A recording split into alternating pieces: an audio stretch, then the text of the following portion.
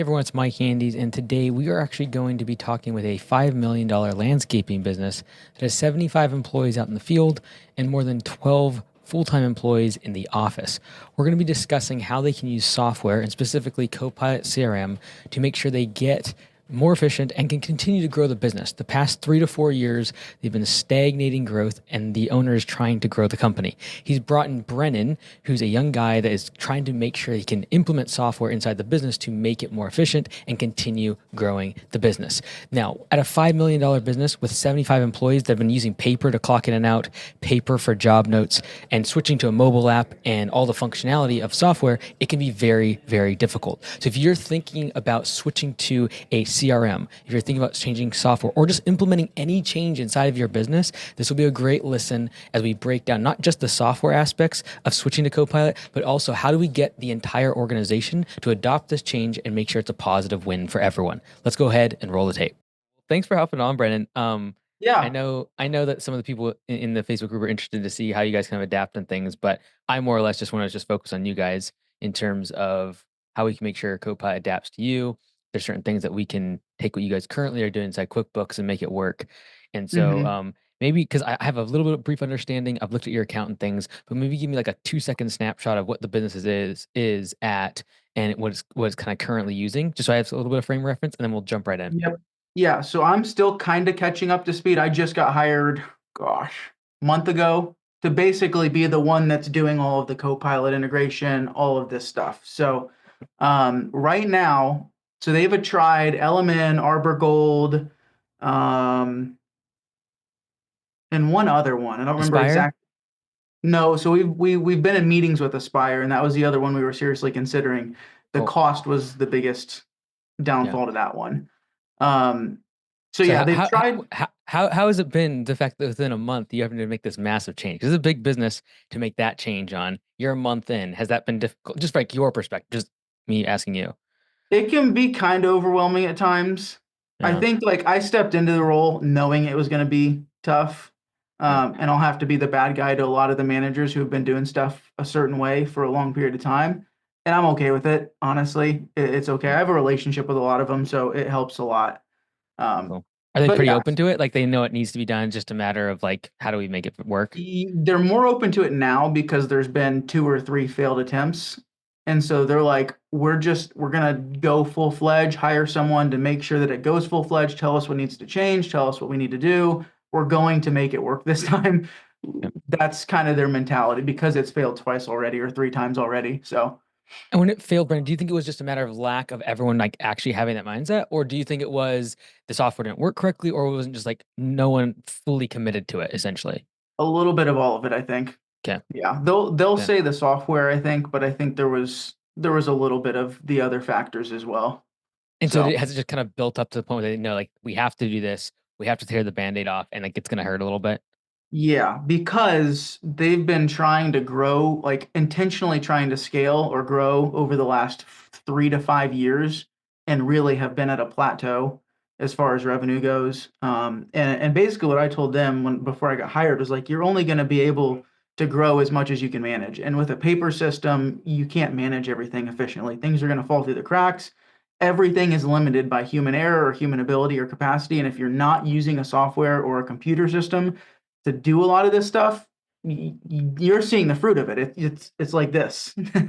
Totally. So And so from their perspective, Brendan, just so I can kind of get where they're coming from, because how I want to make sure that the implementation goes well is that we actually like to their perspective of why the business is stalling out. Do they think mhm. it's more of a churn problem? Do you think it's more of a getting more leads problem? Or is it simply a matter of like managing the massive amount of like to-dos, contacts, jobs, etc.? It's the last one. Yeah, Got it. I don't think they've got sales team that does a really good job generating leads. The quality of work is really high. It's really just being able to manage things and not let stuff fall through the cracks.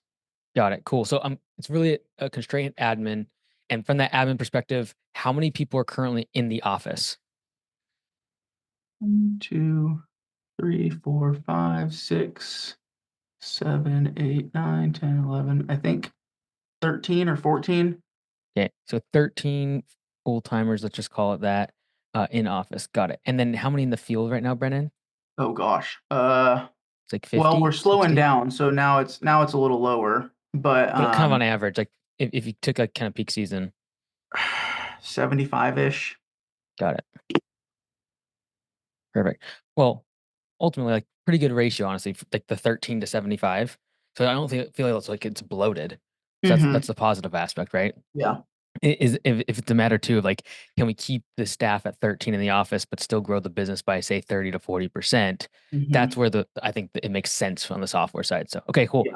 I'm aligned. Let's jump in because I know you have workflows and specific things you want to go over. So just fire Mhm. away, and then what I'll do is kind of take it from a business perspective, and then Parker, I know he's been sitting here silently, but he'll jump into your account or show you things that I'm talking about. And he has Mhm. access to be able to share a screen. So we'll just see how much we can help. And then if there's some like workarounds or things we need to adjust, Yep. we'll try to work through it with you. Yeah, so really the biggest thing that we're concerned about is trying to find or be able to see the data on the back end, see as much of that as we can, as specific as we can, because that's been what's allowing them to make certain business decisions as far as rate increases for per customer, per line item, and also just seeing crews, what they're billing per hour on certain services to be able to either motivate them to get better or cut them off. And so that's really our biggest, in my mind, the most valuable piece of the software is tying in obviously all of being able to manage things, schedule things, optimize stuff. Whatever software we choose is going to be able to do that. It's getting the value from all of that data that we're using to automate certain things and manage certain stuff to be able to tie that into all of that post work information to know what decisions need to be made. And I know that you can see revenue, like billed dollars per service and stuff like that. But there's certain metrics that I think they've been used to over the course of, well, what, 30, 31 years in business that they're really just in tune with. And one of those is bill rate per hour per service. So they know we're aiming to bill $65 an hour for mowing. Anything lower than that, we're going to be pushing it as far as losing money goes. Anything better than that is going to be obviously a good thing for us. And they've got a really good pulse on all of the services and the bill rates per hour. And that's just kind of like the information that they really, really want to be able to see. And I know that that's not in Copilot currently, but I think there's a good way that we can somehow be able to export that information that we're getting from Copilot to still see this information. Y- Yeah, like my mind goes right to the fact that like using budgeted hours, because the budget hour really is ultimately just a function of what is my hourly rate target. Like that's Mm-hmm. all it is. It's like if I'm trying to Yeah. shoot for $80 an hour and there's $160 of labor revenue, there's two budget hours. So whether or not I hit that $80 per hour marker is simply a whether I hit budgeted hours. And Yeah. so I would be really looking at that as the metric because it's Mhm. already in there. Um, Yeah. and then do they track efficiency score at all right now, Brendan, across crews or not? So it's not necessarily an efficiency score. What they've got is all the crews per service, because obviously, like our lawn care techs are going to bill a lot higher dollar per hour than our mowers are. Yep. And so they're able to see every crew's bill rate per hour and use that as their metric. Say, hey, this guy's billing $85 an hour for mowing. He's obviously doing something right.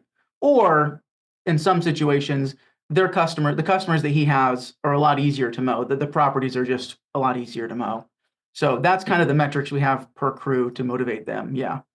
Yeah. So like right now, just so I have a clear understanding, how much of it is it commercial and are they using budget hours on everything right now? Or it's not really using budget hours is not a thing right now. So they're using budget hours, about 80% commercial is Okay. where we're at. Okay. Um, they'll budget hours into the cost, like as in the estimate and stuff like that. And most of it's contract. So But not the they'll individual say visits. bingo. Yeah. Ah, Yeah. okay. Because that's the most accurate. Because then we can simply be looking at budget hours divided by clocked hours, every Hmm. crew member, and it's really, really clean. It gets Yeah. difficult if you have that many contracts that are commercial and it's Hmm. baked into the estimate, but not really individual visits. Yeah. Um, so I would say really looking at budget hours versus clocked hours on a per visit basis would probably be the fastest way on a daily to run a report on that. doesn't exist now, especially if there's gonna be big Yeah. gaps with the contracts. Um, okay. Parker, did you have any other ideas on this one? Because my mind is mostly revolving in budget hours world, and efficiency scores. But if a bunch of their stuff is commercial and they don't have budget hours per visit, it's going to be inaccurate. Yeah, the only thing I was thinking while you guys were talking about this was on the schedule here, being able to see, your total if you sort by today, week, or month, or however frequency you want to, and then looking at the columns showing like overall we've had this much, track time, this much budgeted hours. But like you said, if it's tough where you're not tracking, semi or fairly accurately on a per visit basis, that one goes out the window. Um, yeah, I think that would have been my only recommendation for what we have now. Because he could technically do that, Parker, for like a week or for a month for like a crew and just filter out by crew, like filter by Yes. crew the Yeah. whole month. Okay. Okay. Okay. So then would we have to change? I'm thinking of stuff. My mind immediately goes to like what's got to change in our current workflow to make that happen.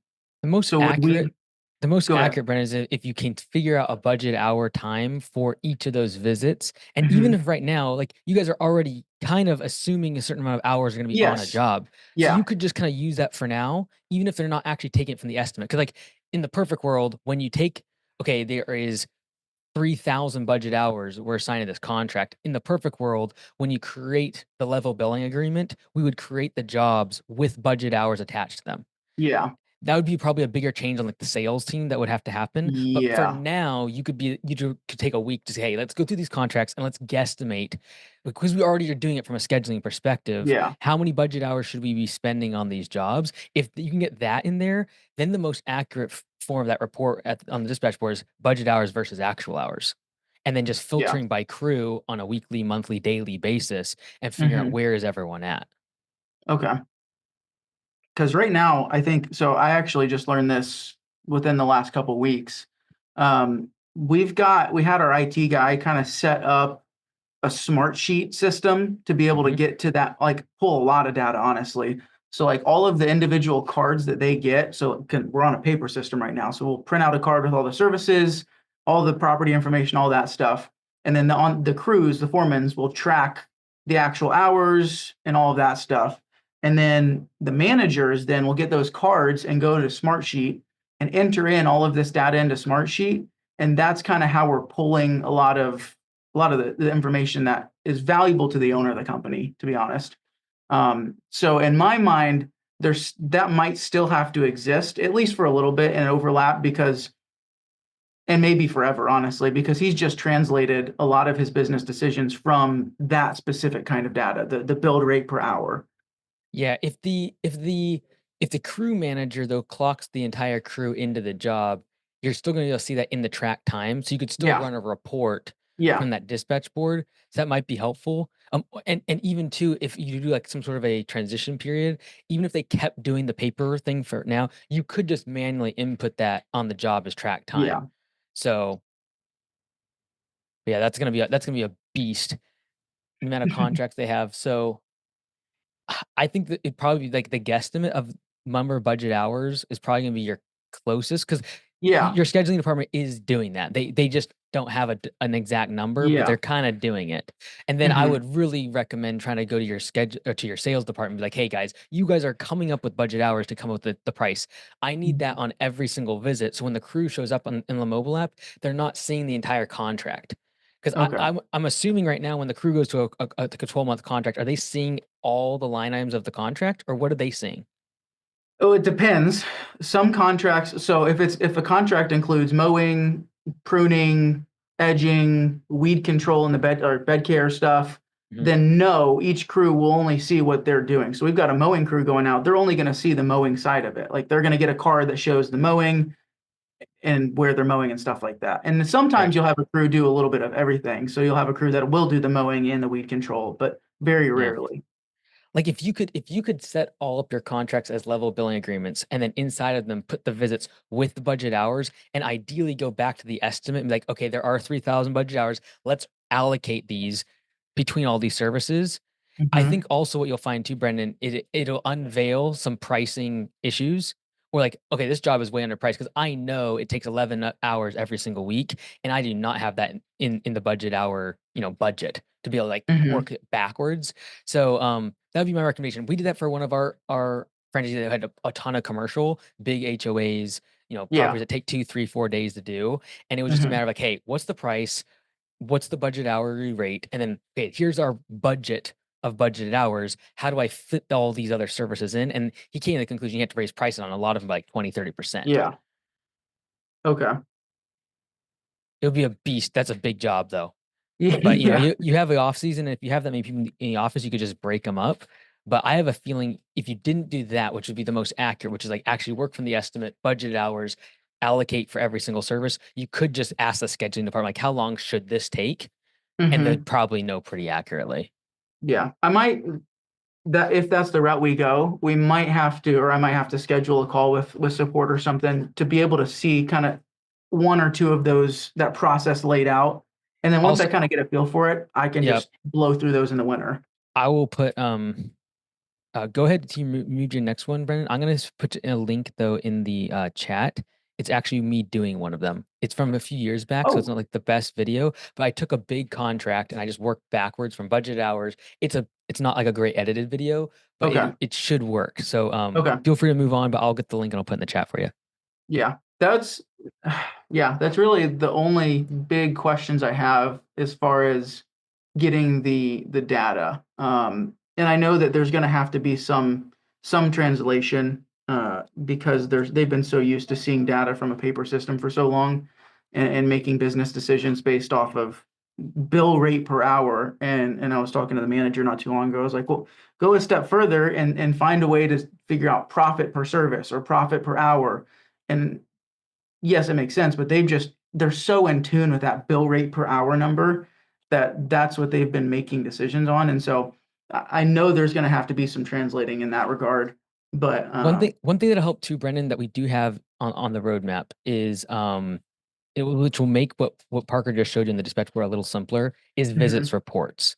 So yeah. in that case, it'll be like, hey, let me just pull up one customer and I want to see all their visits with budget hours versus actual hours. And it'll actually tell you, like, on average, they're 10% over budget. And then Hmm. that would be the easiest way to benchmark it based upon an hourly rate that your target is. And then Hmm. in terms of price increases, doing bulk price increases based upon that, you could do a percentage or dollar amount based upon that. But with contracts, usually you're going to do it one by one still. But that is coming. Like basically to take what Parker just did with filtering, it'll be in one Hmm. report that you could set up as like, hey, a week I just want to send a report to the owner and he's going to see Yeah. all the contracts of whether we're ahead or below budgeted hours. Yeah. Okay.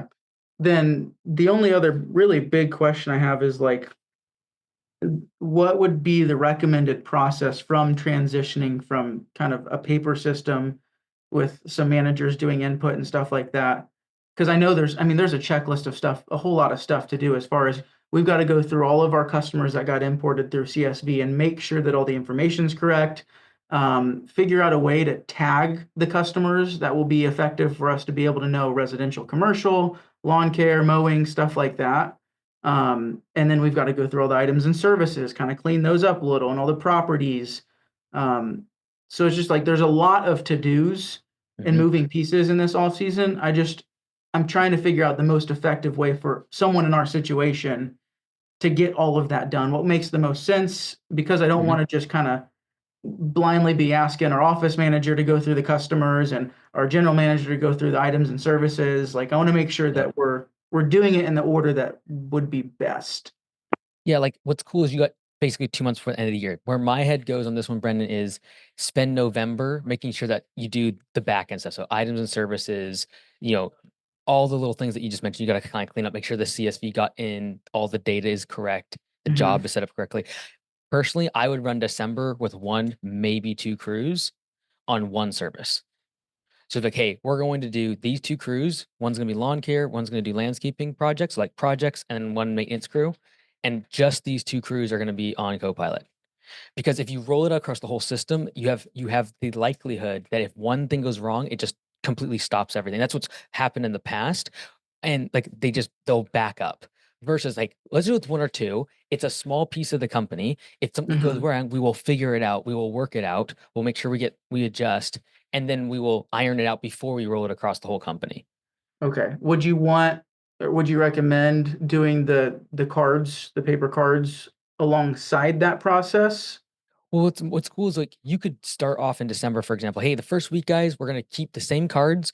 Just open up the app. If you have questions, it's gonna be there essentially. And then Yeah. you're only running the back end of like completing the job, making sure it's all coming through, the invoices are aligned, your invoice settings are the way you want it, all that stuff. Then Okay. I'd be like, hey guys, let's try without paper today. Just log in on the app. Here's your login. Click start. You'll see the information. Feel free to take a picture on there. Here's some other things you can do. I'd do like a quick video for them. Mm-hmm. Share it with just those two crews. You don't want this being 75 people. Like you're just gonna get shot because there's gonna be one thing that they liked about the paper that you Yeah. don't have, and then all of Yeah. a sudden they're like they reject it. Like you want system adoption. And so Yeah. if we can get one or two crews to love it and iron out all the kinks in December, when you roll it out across the system, now your office is in love with it, and then that crew becomes your, evangelist of the system. Yeah. Okay. Would you recommend that even with snow? Because like right now, I mean, in the winter months, really most of what we're going to be doing is snow removal. Yeah, I would do it with snow and just because right now it's I'm assuming mostly commercial for snow. Yeah. So it's gonna be show up, you you do the whole property. It's a matter of Hmm. just like when you put them on the schedule. So whether you are doing it based upon are you doing it triggers or is it just like Yeah. It's like half inch of snow, inch of snow, basically is what triggers that. yeah, so there's a couple ways we do snow, and those are in the university. A Hmm. couple different options, but even that, like the guys typically hate paper when it comes to snow because they get wet. It's just it's a pain. They have the big mittens on. So like Hmm. even like if you pitch it to the crews, hey guys, we want to test this out because we know people hate the paper when it comes to the snow, and you got mittens. Stuff gets shuffled around the truck. It's middle of the night, especially in the middle of the night. They have to turn the lights on to write. Like Hmm. you just got to pitch it in a way where the guys want it, and like Yeah. what's in it for them. And it's a matter of, hey, this makes it easier for you. You don't have to worry about paper and pen anymore. We can track your time much more accurately now. We can see where you're on a map. So while you're doing snow, if you break down, we'll know exactly where you're at. Like you're just trying to pitch it to them in a way where they, okay, this is a good thing for me. Yeah. Because humans just don't like change. So whatever you do, even if it's the best thing for them, that if you constrict them, like you must do this, they're just gonna think, let's figure Yeah. out why this does not work. Yeah. Yeah. Okay. And then the last question I had then really was with the accounting side of things. So like since we're using QuickBooks essentially as a CRM, which makes this a lot harder, Yeah. um, we have all of the different services we're able to see all of the different services on our income dollars in QuickBooks in separate accounts. So like we have an Mhm. account for mowing, and even inside mowing, we've got separate accounts in there, mulching, stuff like pruning. All of the income is able to be tied directly to a service. And with what you've recommended, what I've seen at least on their videos, is with Stripe, it'll send batch income streams into QuickBooks. Um, is there any other workaround to be able to tie those incomes into a specific service? Yeah, so if you really want it towards specific service, I actually do this. So we use at the franchisor level, we use Copilot to get franchise fees, collect for a command center, initial fees, the whole nine.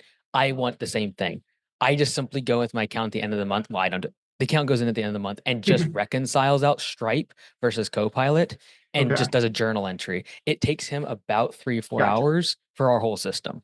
So once he nails the system, it doesn't take too long.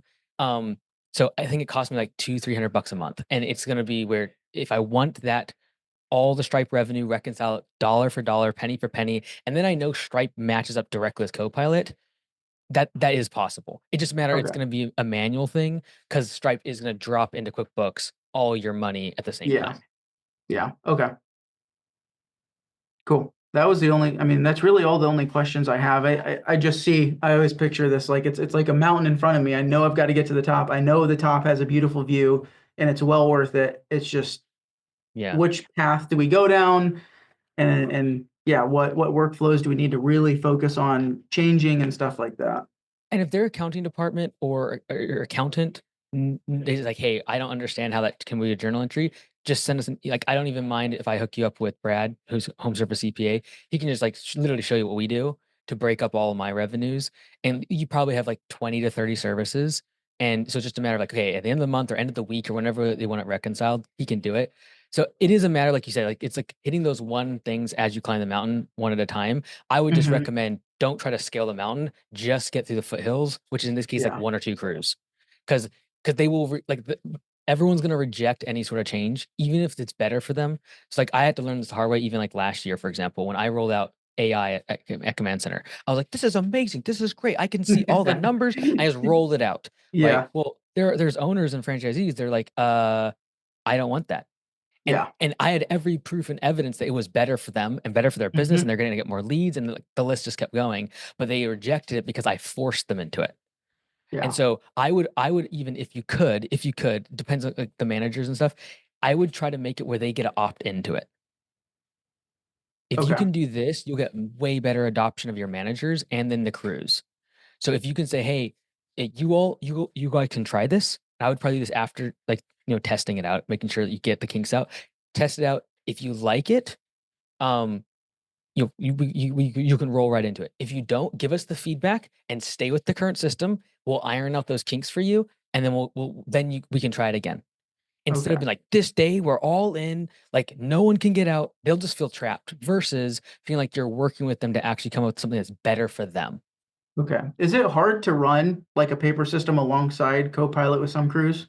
No, because as long as your back end is running the jobs, running the invoicing side, you can still be printing stuff off, giving it to crew, them clocking it out in there, and then just it will just take that what you're currently doing, which is manually entering in time clocks and jobs being completed, et cetera. It can still be done, but the amount of savings of time is really on the back end of that not needing to be done once Yeah. the guys are all in. But Yeah. right now, it's like, okay, forget about the savings on the admin side. Let's just make sure operationally they like it and they do it. Yeah. And then we'll recognize those savings of time once everyone's inside of it. Okay. So I could take the card data from the crews that haven't bought in yet and go into Copilot and put that info in. Yep. And even if what you want to do, Brendan, you can even contact Parker and like when you have a set of cards, like, hey, I got cards. Help me put these in. And he can just walk you through here's the time cards. Here's where you'd mark all the jobs complete. Here's where you can put their times in for the job. So it is Okay. tracking the time. Totally possible. Okay. Cool. So, okay, man. Well, hey, best of luck. You're turning the Titanic. I know it's a tough one. Yeah. So, No. best of luck to you. You got 2 months though like, till end of the year. End of the year would be nice to have everyone in, but I would Yeah. really recommend, if at all possible, like it sounds like the managers are pretty on board, but like I would even try to get to there where like you present this as an optional thing. Okay. And once you think it's like, hey, this is good enough. All right, this is an optional thing. All the crews, you can do this if you want. Here's the advantages. You are not forced to. If you want to go the old way, totally fine. If they come back to you like, we don't want it, they'll give you 3 reasons why. Okay, great point. We're gonna fix all those things. Whether it be like, we don't like the way that this looks or the title here. Great, we'll fix all that stuff. And then you'll get everyone to buy into it way better. That would be my Okay. recommendation. Like just from a not a software perspective, just like getting people to adopt what you're trying to Yeah. enforce. So Yeah. Yeah. I think we'd like to by spring season have everyone kind of bought in is mhm, ideal, but yeah. thankfully we've got 6, 8 months till we have to get to that point. So And what's nice is because you have the snow season, you can even look at like spring rush when you switch out of snow as the kind of that's the hard switch. But if you can mhm. convince them during snow that it's a better system, they'll Yeah. forget about the old paper thing. They'll get used to clocking in. Like you need 2 weeks of them just clocking in on an app before they don't even Mhm. think about the paper anymore. Yeah. If there's something, Brandon, like just put in the part in the mastermind because there's other people that want to hear this stuff and they don't even know what Yeah. question to ask because they're not quite at your size. Like just drop in the Mm. mastermind, which is at the very top of the Facebook group under featured. There's a form you Okay. can drop a question at any time, and then I'll answer it on the weekend. So Oh, okay. Cool. I'll yep, drop I did this not link know about that. in the any chat sort of too. business related things like that, like just drop them in there. Even if like Okay. struggles with like manager adopting the software, anything like that, Mhm. just please drop it in, and I'll Okay. now that I know your situation too, I'll be able to give more detailed feedback. Okay. Cool. Thank you very much. You got it, man. We'll stay in touch. Best of luck to you. You do the same. Thank you. Thanks, Brennan. Take care. Bye Bye. bye. Take care, dude.